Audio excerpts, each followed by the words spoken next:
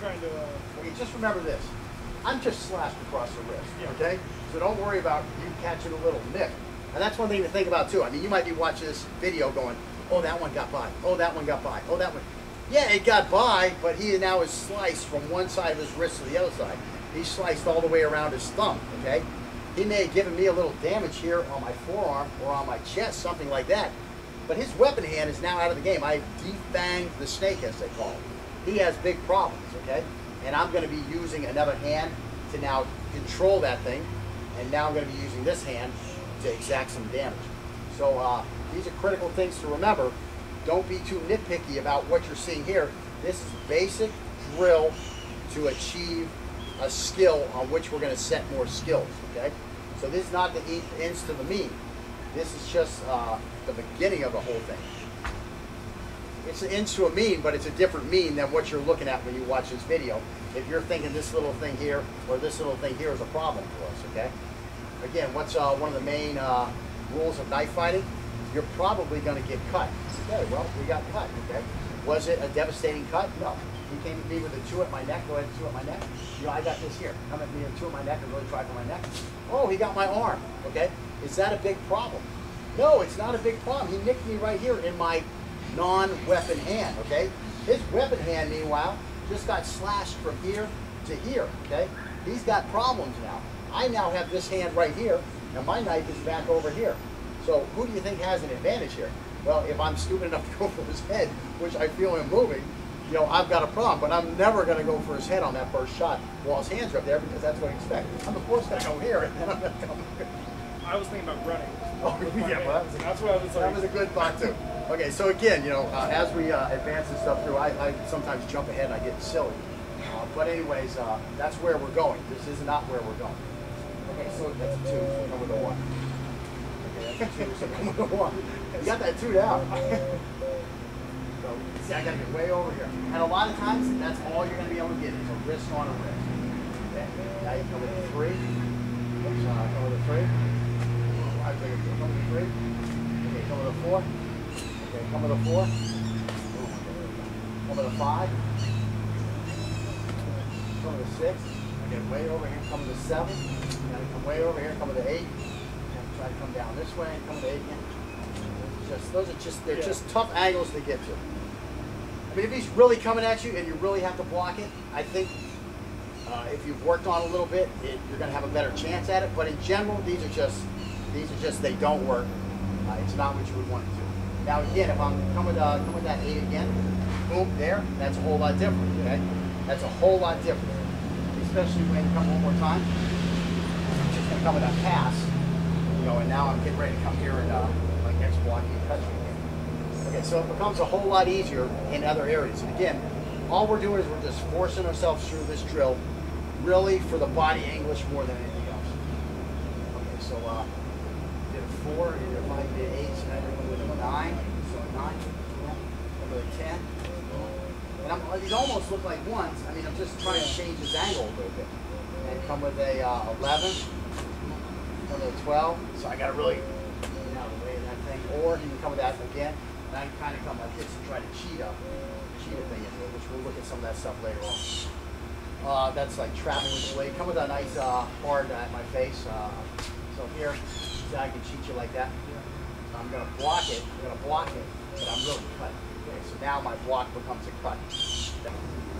He used to say, if you make the guy do it when he's not thinking right, okay, he's going to be able to do it easier when he is thinking right. Yeah.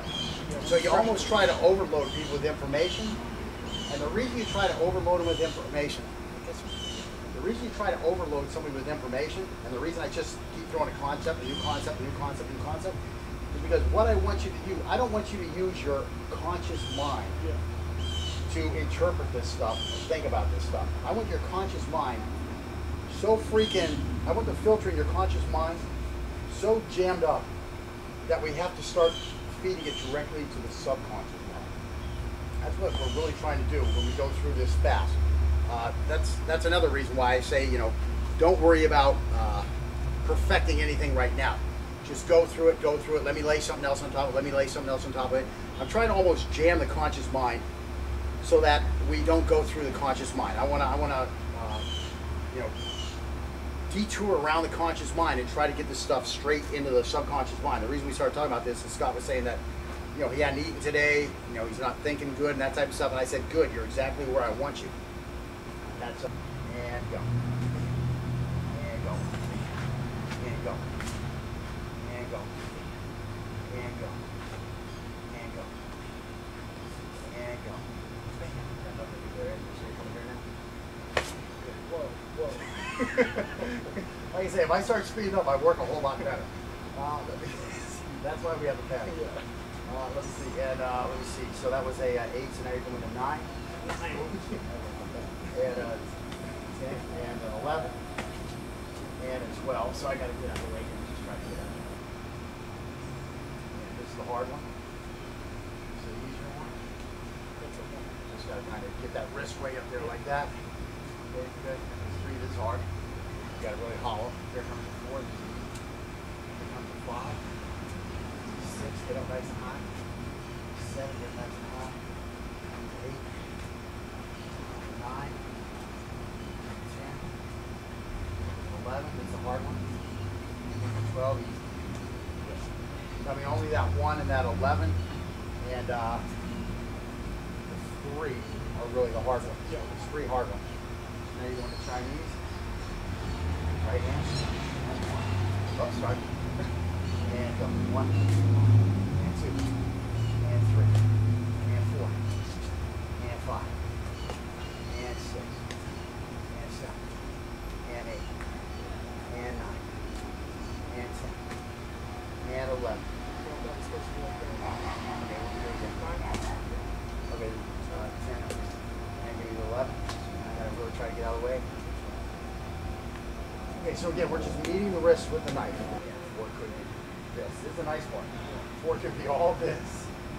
Yeah, 4 is a pretty good technique. I mean, it's a 1, just spun down the other way, so you're pretty ready to go.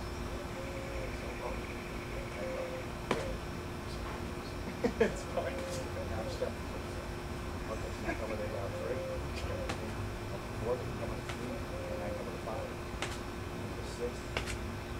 7, come with 8, and come with 9, and come with 10.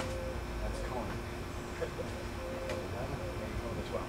So now you can see, it's fine, it's fine. So now you can see, and then again, these are the, what you don't maybe see is the beatings that you wind up taking on your hands. This is what some students just don't take. It really offended me that my last student didn't finish the course. The guy was actually starting to do good. Put a lot of time into this guy, And they just gave up on me. You know, your instructors sometimes, you know, we have feelings too. Not always rightly based, but anyways, you do take a beating in this thing. I mean, we're wearing the forearms, and we're not wearing the forearms because of the knife going across it. You're wearing these forearm pads because you get so many knuckles across your bones and stuff like that. And mainly where I like to cover is just this area, the radial bone down here by my radial artery. That's about the only area that I really like to protect from a continuous beating. I have to use my hands in my work, so that's one area that I kind of like to protect. You can kind of see I'm not even using it on my right side. I got a little extra star material here that protects it. So, yeah.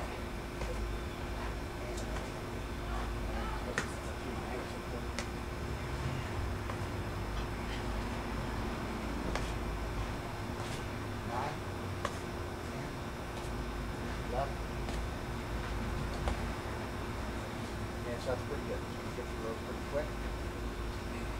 Right-handed. And you're going to go right-handed, regular grip, and just throw them like I did. Just 1, 2, 3, 4, 5, 6. Oh. Yeah, I guess it was fair.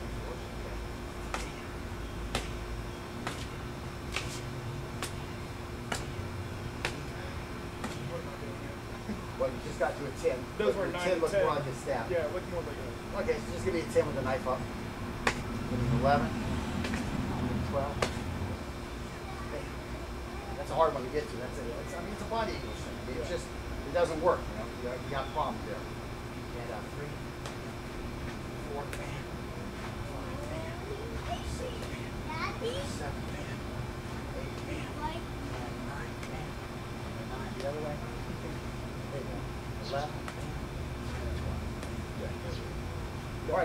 pretty much that's it for this drill.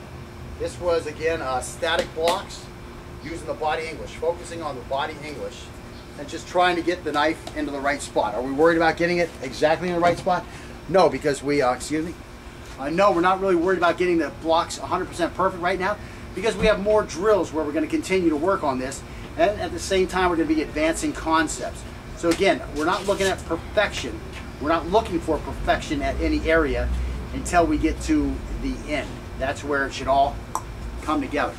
One thing you will notice that if after 3 more drills, we came back and do this drill, yes, we would do it like we've done it thousands of times, because we've added another 1,000 reps on top of it. So that's the big thing. Just go through the reps, do the best you can, and get on to the next concept as soon as you feel somewhat comfortable. Or comfortable, somewhat comfortable is okay. Just keep advancing. That's a big thing. You don't want you to get stuck anywhere. All right.